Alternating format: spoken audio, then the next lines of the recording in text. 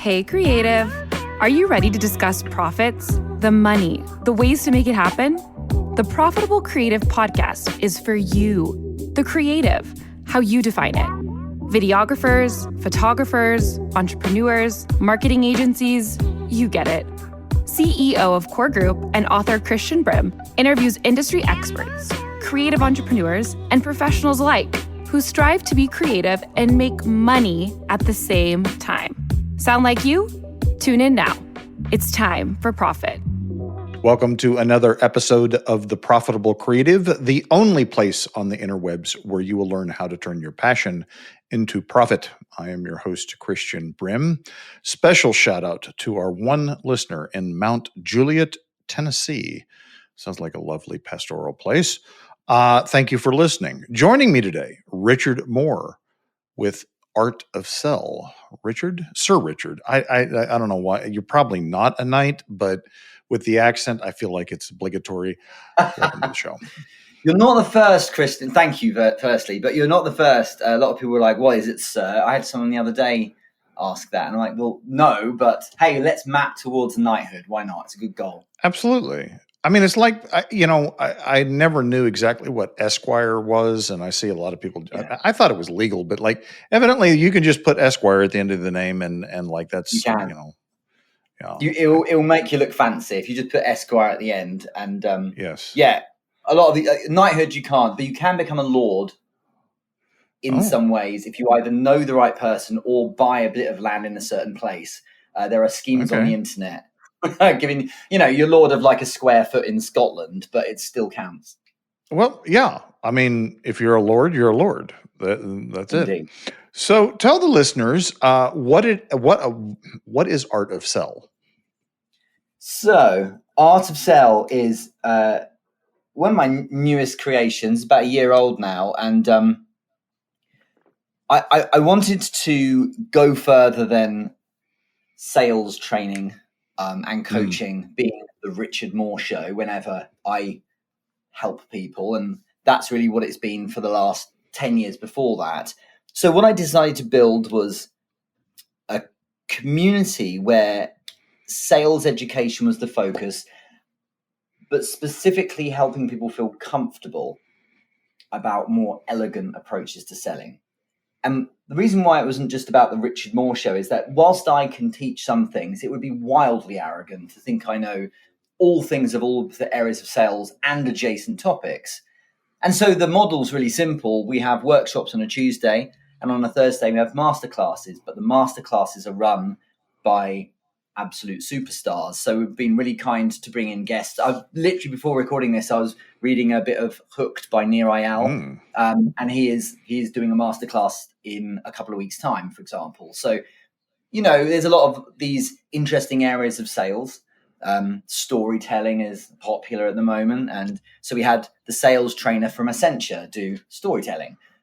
We had a talk last week on performance and kind of making sure you push yourself in the right way and so on. And that was from an NFL player, he's a linebacker who'd been in the NFL for 7 years and all the things in between. So it's been really fun to construct this because I'm sure you can appreciate, one doesn't half get behind a product when it's not just your own, but it's also one you genuinely would use yourself. So I really wanted to build this kind of place for people to learn, not just because they think, oh, Richard's cool, we'll learn from him. It's the kind of place where I want to learn as well. And so I'm really thrilled to be able to bring in some spectacular people to come and teach their element of selling. And it's been really fun. We're a couple of hundred business owners have joined so far across the different tiers. And yeah, it's my baby at the moment, and the team's doing a great job.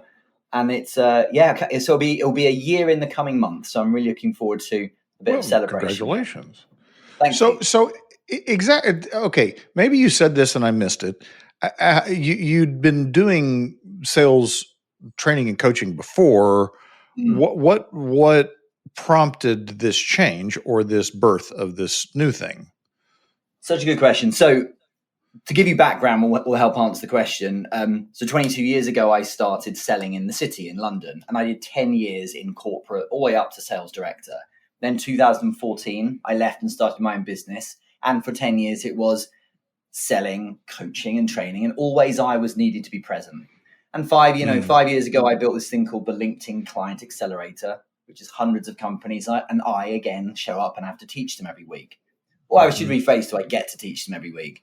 And so you can appreciate where this is going. It's like, well, it's wonderful, but I also don't want to have to be present all the time because, of course, running a lifestyle business, which is what it was what it's been for the past 10 years up until a year ago, is wonderful because you call the shots. You don't have to worry about other people. You make loads of money. It's all on you.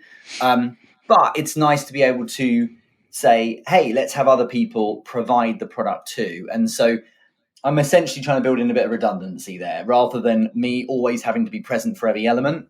There's a team that does all the different elements that this bigger offer has. And what I really love is that the actual delivery now isn't just Richard Moore all the time. And I think it's just a more robust product that also has the opportunity to have a bit more legacy to it as well, as opposed to, well, if I can't show up for it, well, that's the end of that. And so I'm in my mid-40s now, Christian. You get to that point where you think, you've got to consider what the next 10 years look like and so on. And it's nice to be able to have fun building something in this way instead. You're preaching to the choir. I have lots of gray hair. I don't know if you color your hair. Your hair is awesome, by the way. Thank you. You're so kind. But you don't have any grays. No, I have a stack of grey. The day we had our first child, it all started coming through. But the red is persistent, and you can barely see it. There's white in there too, so I'm getting there. But even my grandfather had red hair when he was 95, so I think it will stay. I love it. Okay, so I think you hit a key point, and you use the term lifestyle. I don't know who coined that phrase and the etymology of lifestyle business, but I think that's a polite way of saying you created a job for yourself. And I say that not to disparage people that have lifestyle businesses, because for most people that are doing that, it is the better alternative than working for someone else. Indeed. But you pointed out very, very brilliantly, I think, that if you don't show up, the business doesn't happen. If you get hit by a bus, the business is gone. And that is, by definition, a job. And creating something that exists outside of you is a special challenge that most entrepreneurs don't grow to. It takes a certain level of maturity to say, and it doesn't even have to be motivated by like, well, I want some of my time back. I want some flexibility back. It doesn't even have to be motivated by that. But the ability to see the business is not an extension of you. I have another podcast called The Chris Project, where we discuss entrepreneurial mindset and mental health. And we talk a lot about that there, where entrepreneurs get so wrapped up in their personal identity being the business that it keeps them from separating themselves from the business. I know this from experience myself, and I have seen it happen. But I just say all that to say that congratulations on taking that next step, which, there's nothing wrong with staying where you were, but you understand now that there can be something better. Yeah. And I'm fortunate that, I had 10 years of working for someone else and building teams and being part of an ecosystem that was much larger than I. And just frankly, I really enjoyed the decade of just me. And you start getting to a point where you think, of course I could keep going. And there's something really lovely about how lean it is, where it's just you.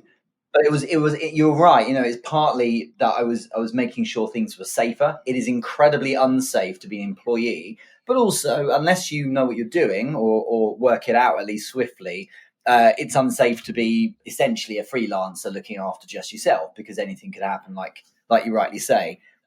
So it just got to that point where I thought, I'm starting to miss building something with a team. And when you're this is possibly a reason why you do a podcast as well, and certainly a reason why I do the Art of Sale, is when you're around good people, it just feels really good. And when you then are around good people that also have a common interest, it's fantastic. And so building this little baby has been really lovely. And it's not just, it's me and everyone does things for me. We've got like a team and we feel like we're all kind of sitting at the table together, and it's just fun. It's a nice thing to do. And I do like the new challenge. There are moments, obviously, when you think, I was doing so well. Why would I go and play with it? But actually it's in the longer run, it's just such a good move, there's definitely an allure to that. I call it the consultant model, where you show up for a day and make, $4 or $5 grand, and, you don't need to work with a lot of people. And there is a lot of allure to that, for sure. But at the end of the day, it's still a glorified job. And it's one you have a lot of autonomy and you control, but if you don't show up, you don't get paid. Yeah. And that's not essentially a business. Yeah, it's not. And I think a lot of people have a delusion that it is. And it's like, if you're solo, you're a freelancer who, it's almost like you moonlight as the freelancer, but your main job is selling. That's actually what you're doing. And it is, in my humble opinion, laughable when people, dub themselves CEO.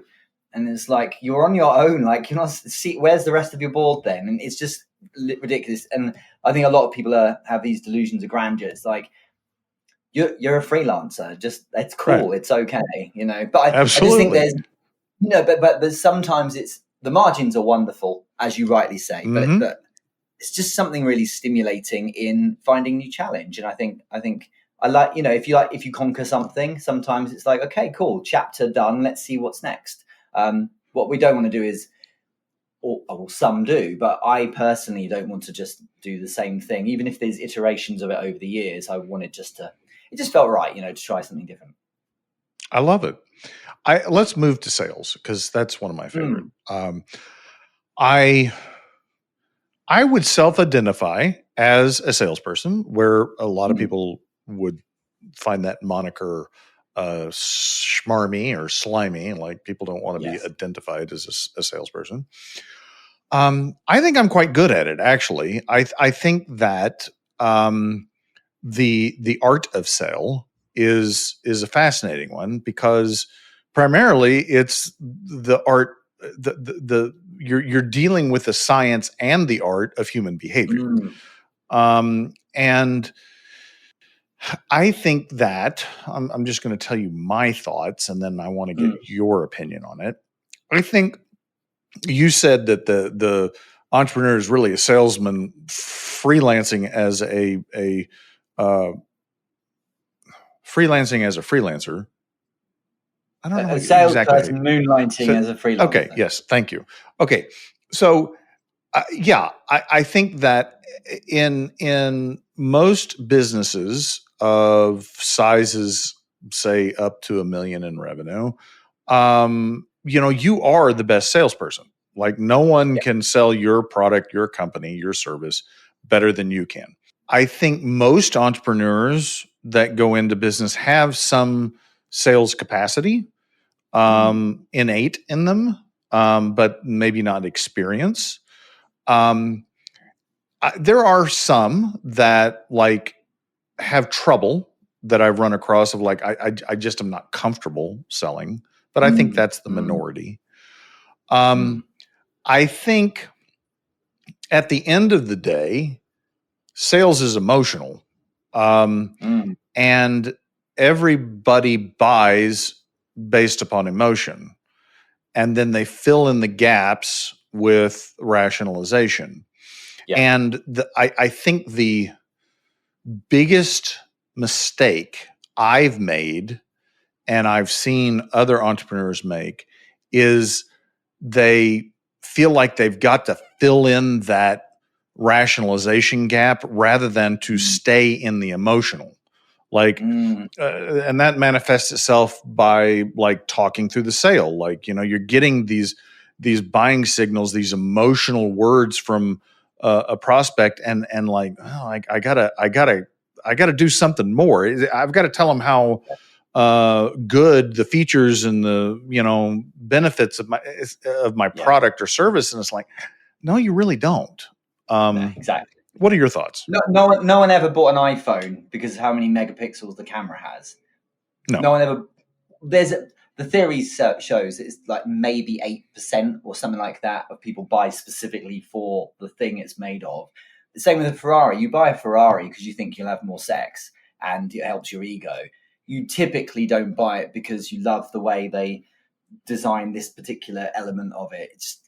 People don't care that much. And, the iPhone isn't objectively the best phone on the planet. It's the one that's the coolest. And that's why people buy it. And you're absolutely spot on with that. And I think that back on your original point here, this kind of art of sell concept and what people really are looking for is a pursuit of competence. Because with competence, you move away from the slightly more unfulfilling side of or style of selling. So when I first started in 2003, I was cold calling, and it was $100 a day kind of job. I wasn't allowed to sit down. You imagine boiler room. It was basically that. Yeah. And you offset competency with volume.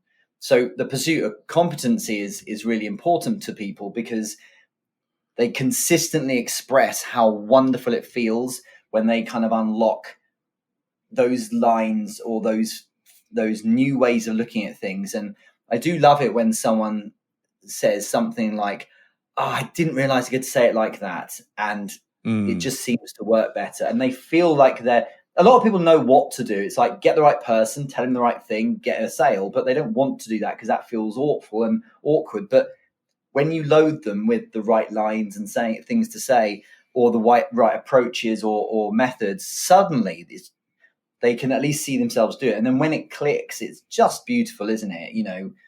When people feel, it's not just that I'm willing to do this now, it's that I can do this and actually enjoy it, because it's communication. And much like, if we look at the broader sense of selling, if you like, much like when we're having a lovely time with someone at a party or whatever, just getting on and chatting, we're actually selling there in that we're connecting with that person. And it's just that the ask is often different. And the ask in that regard is, it sounds weird, but the ask is actually just spending more time with that person, or arranging to hang out again or something like that, or persuade them of an idea. And people love that stuff. And I just think when people, like you said, get the psychology down a bit more and understand that kind of world, it's not just liberating, but it's also fascinating for people. I think I'm yet to find someone who doesn't find this stuff stimulating, because it's about people, and that's that they're a person themselves and so on. So it's a really wonderful world. It's far more than just, like you say, logical, rational, transaction-based interactions. There's far more to it.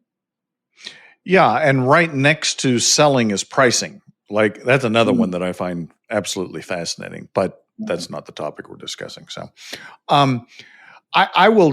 When I did a training program several years ago around consulting, and it was not what I thought it was when I signed up for it.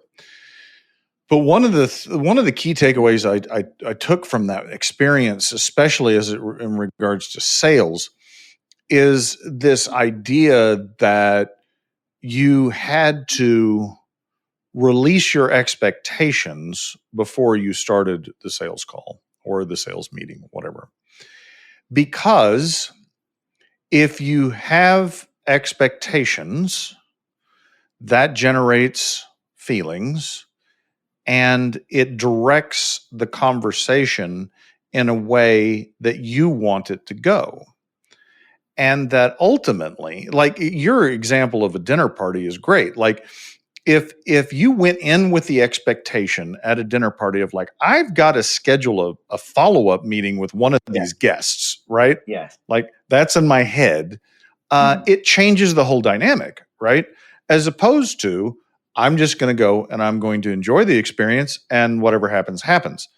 But that's not the way most people approach sales, right? Like, especially with business owners, they're they're like, well, man, I've got to close a sale. I haven't closed a sale this week or this month or whatever. And there's this pressure and this expectation, and it muddies the emotional waters, if you will. Certainly.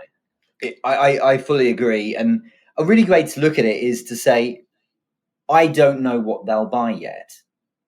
Because even if I have one offer, everyone buys that thing for different reasons. Back to the iPhone example. Some people genuinely do buy it because of all the cameras and that. I've never bought a phone for the camera. I don't care about photography enough.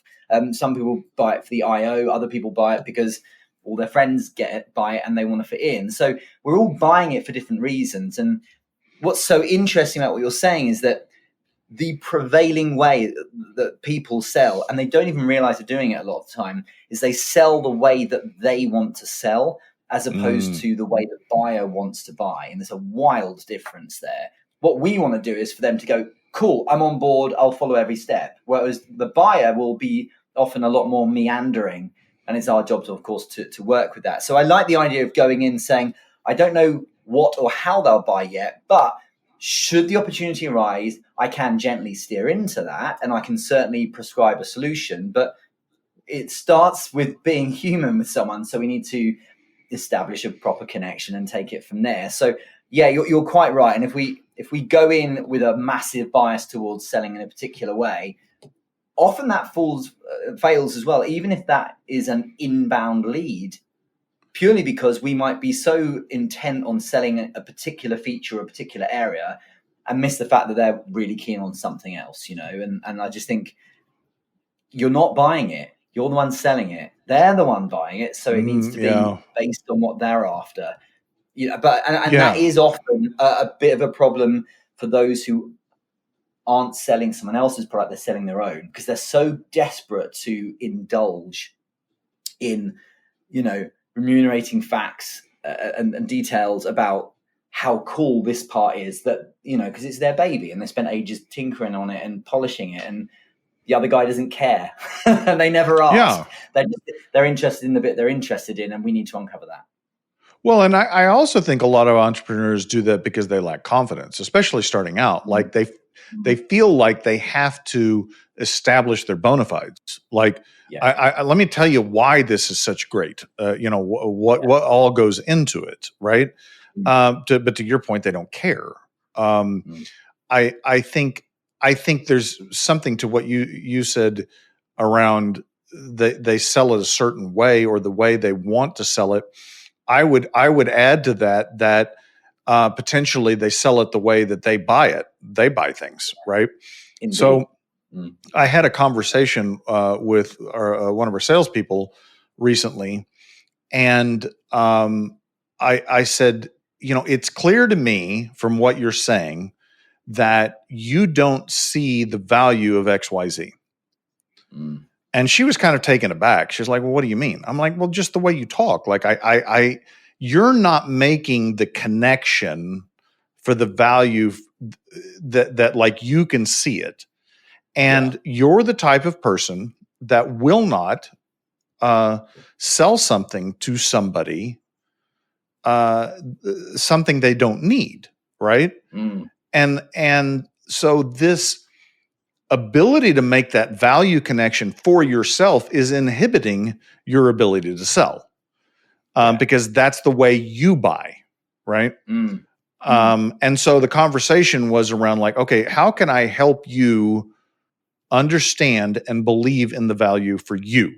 Like, I'm not talking about right what the client or the prospect thinks. And we worked through it, and I think we found a solution. But it showed me the bias that we bring to the table when we sell is our own personal bias about how we buy things. I think honestly, the reason why I'm so good at selling is because I'm an easy sell. I'm an easy mark. Like people, my wife tells me all the time, like, you buy anything, and I'm like. If it's in the right category, I'm the same. I'm an easy sell because it's, I love to be taken through that process. But, I think you're so right. And a lot of people haven't even considered another person buying the thing they're trying to sell. They've not considered the different many angles of attack on, so to speak, in terms of like the benefits of their service. And what's more important is they've not considered the different use cases other than just they're looking at it through the lens of how they buy it, maybe. And it's stunning how many different uses and interactions there might be with a service or a product that are overlooked by the salesperson. They should really spend some time considering that. And it just opens things up a lot more. And yeah, it's just that classic thing of like, ask some questions, find out what they're into, find out a bit about them. And now you can match it far better. Otherwise you're banging on about, you're nailing the pitch on this bit over here, but they don't care. They're always stressing this thing over there. Right. They checked out. Well, when I started my business 28 years ago, I actually bought a franchise. Yes, there were such things as accounting franchises. There were actually 3 different ones that I could choose from. Okay. Part of the franchise training, as you can imagine, because you're dealing with accountants, is sales training, right? Yeah. And so, like, we had a script that we had to memorize, which was interesting. I'd never done any formal sales training, but like, okay, memorize this script. You don't have to do it verbatim. And in fact, you shouldn't do it verbatim because you don't want it to sound stilted, but you don't want to go in and not know what you're going to say. Okay. And then we would kind of know it, but don't waffle it. Yeah. Exactly. And so then we went through role playing, and then we actually went out on the streets of Orange County, California, and cold and went through the process. Like they actually walked us through the whole model. But one of the things they pointed out is like, okay, you've got a script, but 2/3 or more of the sales presentation has to be them speaking. Like you have to ask questions, right? Fast forward to today, my business coach, who his business is helping other coaches, and he sent me some recordings of his sales calls, and I was fascinated because 90% of the conversation is him helping this prospect clarifying, get into the emotion of solving their problem. Like, and yeah, there are questions eventually about like, okay, so what exactly do you do? Right. Yeah. Like, but it's a small part of the conversation. It's almost all around. It's almost incidental, isn't it? Right at the end. It's almost like, it's a natural progression that you'd buy the thing, but it's almost like that's not the point of the conversation. It's uncovering and consulting and working on where this person's set of needs are. That sounds like it's been done very well. Yeah, I think he's one of the best I've ever met at it. The other thing I would point out is you talked about the multiple ways that people buy or the need that they may perceive. I think one of the fundamental flaws of small businesses in general is they don't have a clear understanding of the problem that they solve as articulated by the customer. So, right? Yeah. Right? Like they don't have a clear understanding that, you're a plumber and you went out there and you started to plumb and, that's what you do. I fix sinks, I unclog toilets, whatever. But never really understanding what exactly is the problem that you're solving for them in their terms. The best example I ever heard was, like if someone buys a drill, they're not buying a drill, they're buying a hole. Their need is a hole. They need a hole. Indeed. Right? Yeah. But we don't ever. Their need is in fact maybe a picture on the wall and a memory next to the bed or something like that. You're quite right. Right, but we don't make that switch to look at it from their perspective. Just to your point. Yeah, and I think if people crack open a few sales books, they start uncovering these matrices of like the different stages of buyers, or the kind of where they might be. And you see this classic one of they're unaware, these buyers, or they're problem aware, or they're solution aware. And it's massively flawed, that is. And the reason why is because it's missing where the majority of people actually are, which is being symptom aware. So if I may give an example. Yes. If I said this to someone the other day, and I think it explains it well. If I had a chesty cough and a chesty throat and a wheezy cough, I don't know what that is, but they're my symptoms. If I go and see a doctor, an expert, which is transposed to consultant or coach or whatever, they can say, you have bronchitis. That's the problem. And I'm not problem aware, typically. I don't know I have bronchitis. I know I have problems, but I don't know what it is. I haven't labeled it. And then beyond that still, I don't know that a particular type of antibiotics used across 4 weeks, twice a day, is the solution. And so many people map to buyers that are solution aware. And that's cool if you have an avalanche of inbound traffic and it's all really clear. But the average, certainly freelancer, certainly does not. And so when you meet them where they are, which is always aware of symptoms, you uncover, you connect so much better. And you made the point really well. It's using their language and like the way they would say it. So sometimes if we're a real expert at our craft, we will have a really eloquent way of describing the symptoms that they're experiencing.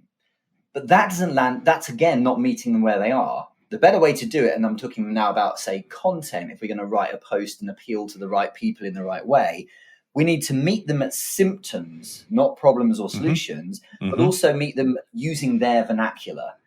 So when I gave a really good example, I think years ago I had someone came to me and said, Richard, all my friends think I'm crushing it on LinkedIn, but I'm stone cold broke. And I could have put that more elegantly, perhaps, but I shouldn't, because the way the person stumbles and trips over explaining it, like, I don't know what it is, it's kind of like rattly sound in my chest, isn't what a doctor would describe my symptoms as, but it's how I do. And so it's relatable. And it's just so fascinating that when we meet them at symptoms, we get in their head, and that makes people think to themselves, yes, that's exactly how I feel. They're certainly not wandering around going, I need X type of antibiotics because I'm pretty sure I've got, bronchitis right now based on these symptoms. And I just think that's overlooked. We're giving the non-experts too much credit for what they might or might not know. 100%. No, you're exactly right. Like in my business of accounting, they have symptoms. They have no idea what the root causes are. And they don't have an idea of the solution, and they don't really care. They just want Perry Marshall, author of 80-20 Marketing Sales. He put it brilliantly. He calls it bleeding neck.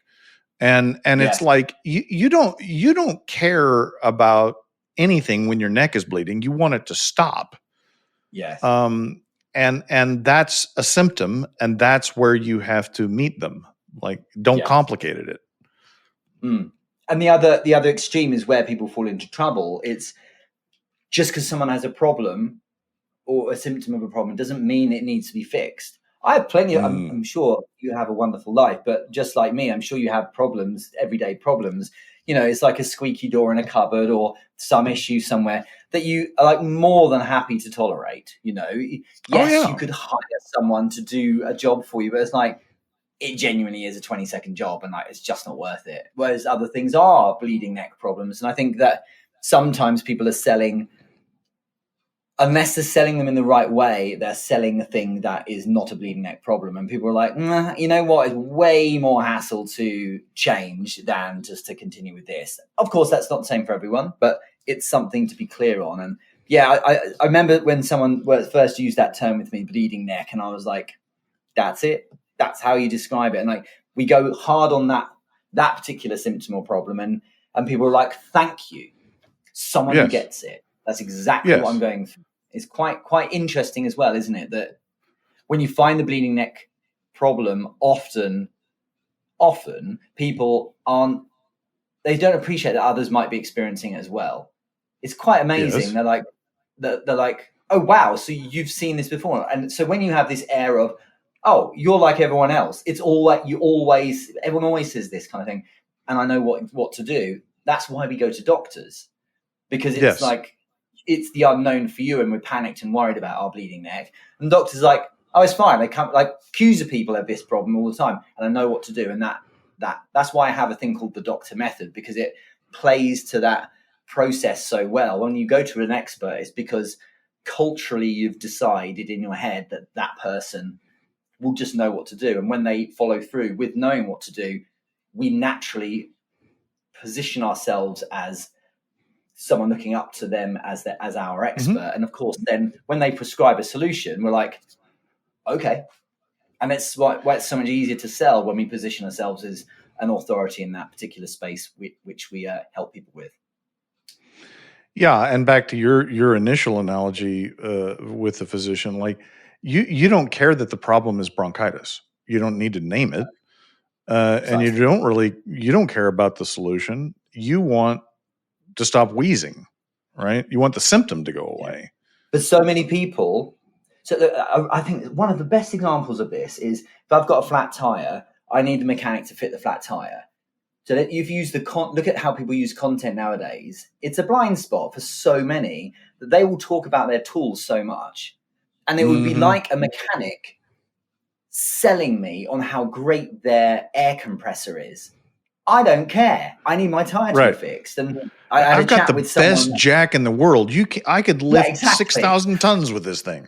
Exactly. It's like outcomes. That's what I'm after. Right. And I had a conversation with someone about this recently, and they sell a very popular thing at the moment. They sell personal branding services to companies. So their job is to pitch founders and managing directors of typically 5 to 10 mil turnover. So not massive, but big enough they can pay, and small enough they can get hold of the top person. And all their content is selling their audience on the magic of personal branding. And they are getting a false positive in the form of all their peers, personal branding specialists, going, well done, totally agree with that. Those 5 points on the value of personal brand, you nailed that. Meanwhile, all of these managing directors or CEOs are going, personal branding, so not for me then, because I'm not interested in that. And meanwhile, they're looking at, they have another agenda, which is, for some reason, no one seems to care about us, or like, I just don't get any visibility. And like, even when I get some, like, I mean, what do I need to do? The product's great, but no one seems to care. That's their version of needing personal branding, but they could not care less what it's called. They want the outcome. And once that's unlocked, it's suddenly like, oh, I should probably try and speak and market more to the buyer and what they're thinking about rather than my peer group, because otherwise I just get claps and no sales. That's brilliant. You just reminded me of this story I heard way back in my beginnings. When the tractor was invented, they were trying to sell it to farmers, and the farmer had no interest in this machine. Yeah. And they said, well, what if the salesperson reframed it and said, what if I could give you a horse that could produce twice as much and you don't have to feed it? Would you be interested? Yeah. Right? Because they reframed it in terms that they understood, as opposed to, I'm trying to explain this new technology to you. Yeah. Yeah. Because no one cares. Like I said, it's about 8% of people, again, use a Ferrari, for instance, or Lamborghini, because they originally made tractors, weirdly. There are about 8% of people who actually care about the manufacturing and how it was built. And, the type, they're like, do you know what? I know it doesn't matter too much, but how does it work? I'm actually kind of interested because I'm just a geek for it. But the average person is like, I'm buying the outcome. And if it looks like a tractor, then cool. All I want is to save on wages, and have it done quicker. That sounds good to me. It's quite amazing how it's obvious when we learn this fact, but until then, it just seems it's a bit of a mystery to many, because it is intuitive, I think, for most when they come into sales to think, I just have to explain how stuff works and maybe that will work. And it's way more nuanced than that, isn't it? No, and that my example speaks to the second part of the equation that I think most business owners fail. Is so the first is they don't have a clear understanding of the problem in terms of the customer or prospect would describe it. Yeah. The second part is they don't understand the value of their solution, right? Which requires you to put yourself in the shoes of the buyer as well. So going back to the farmer analogy, like the tractor doesn't know what that is, but I absolutely know the value of having a horse that produces twice and doesn't eat. Like that I get. And I think longer term implications aren't explored enough by people.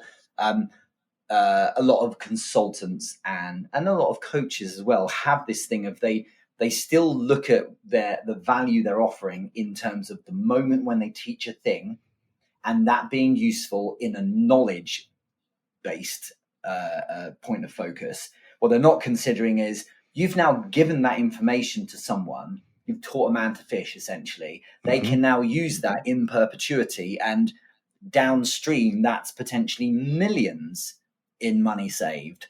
So we need to remember that the implication of having this, or indeed as part of the process of selling, the implication of not addressing this problem is huge compared to what we're talking about in that moment. And buying a tractor is, like you say, it's not just a horse you don't have to feed and a field that's been plowed or whatever.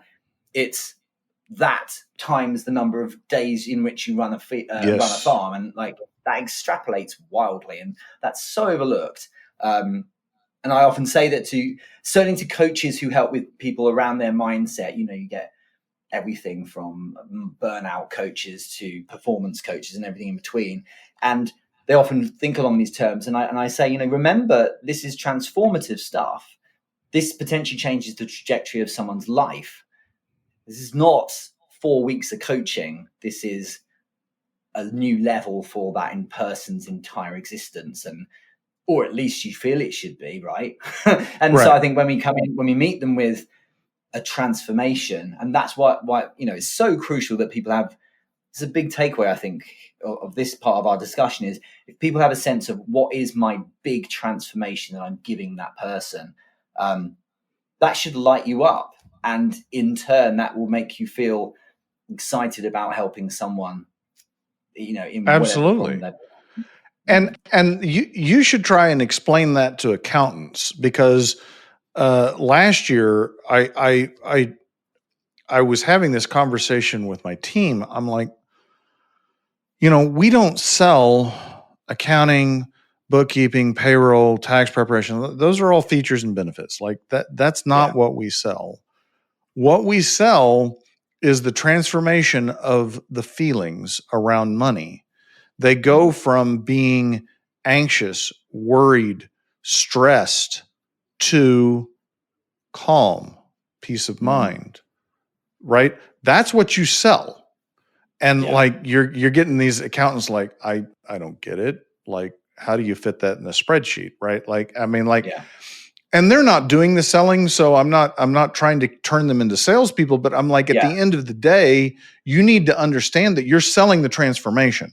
These are the tools that you use to do that, but they don't care about the tools. They do not care. They want the result. Yeah, that's simply the device. In fact, one of my a client that joined one of my programs at the start of August is an ex-accountant. She was at PwC, and she now teaches accountants how to pass their exams. First time is one of her big things, because she helps them with the structure of learning and all that kind of thing. And exams for accountancy are not easy. They don't get passed first time all the time. And it was the same with her. She won her first sale recently. On my post today, I did a screenshot of her saying first installment in. It was really exciting. And the whole thing has been about literally that is, although the offering is slightly different, it's still that she's showing them that sure, the money will be saved, but the time too, and the anxiety and the stress, and this liberation that comes from having a system and a process. And I, one step removed, did the same with her to onboard her. I didn't talk about how it was cost effective, knowing that she was an accounting mind. I still stayed in that space of you just need a system and a process, which ironically actually suited her ideally, thinking like, yes, I'm not just going to. She's all about systems and processes. Oh yeah. And that emotionally was a massive unlock for her, because she said, this has just been this weird thing I kind of inhabit, and now I have a sense of do X and Y then Z, and knowing what inputs I have to do each day, and now I'm outputting results, and it's a beautiful thing. But it's always about those things that they are going to remove, fears and worries, and those wonderful feelings they're going to get when they get a return. The accounting side of things, it's just the device through which they achieve those transformations. So and they don't need to understand it. They don't need to value it. Sir Richard, this has been a fascinating conversation. I hope that it has ended your week well. You nailed it. Perfect. So how do people find out more about Art of Sale if they're interested? Yeah, so if you go to artofsell, SELL.co, you can find us right there, or on LinkedIn. So how they do it is a bit weird, isn't it? LinkedIn.com/in/Richard James Moore. People don't always call me Sir. Better. I mean, like 007. Sir Richard James Moore that just rolls off the tongue. I have king's names in my family always, so that's why us chaps have them. But yeah, and that's how you found me. And of course, there's more details on the profile. But as a thank you to anyone listening, I'm more than happy to answer any questions. And I loved it. Thank you, Christian. It's a lovely end to my week and month. Absolutely. Well, listeners, we'll have those links in the show notes. If you like what you've heard, please share the podcast, rate the podcast, subscribe to the podcast. If you don't like what you heard, shoot us a message, tell us what you'd like to hear, and we'll get rid of Richard. Until then, ta-ta for now. Thanks so much.